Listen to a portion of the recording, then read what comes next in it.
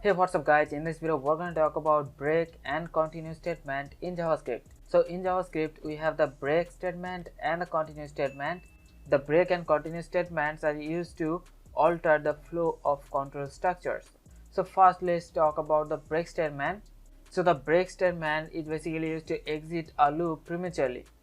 Like in example, here we have one for loop that console logs the number from 0 to 5.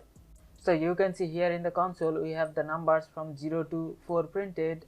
So now we can control the flow of that loop by using the break statement. Like in example, we can create one condition: if I equal to, then we are going to break out of the loop.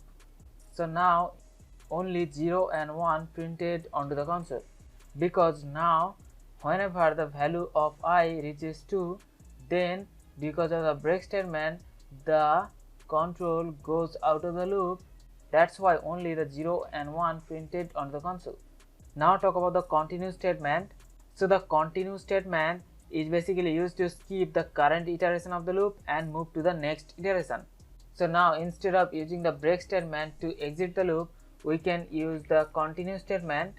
The continue statement will skip the current iteration and it will move to the next iteration. And because of the continue statement, you can see the 2 is missing from the console.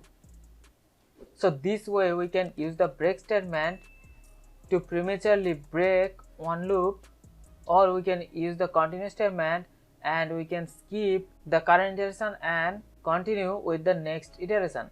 So hope you understand the concept. We'll see you in the next one. Thank you.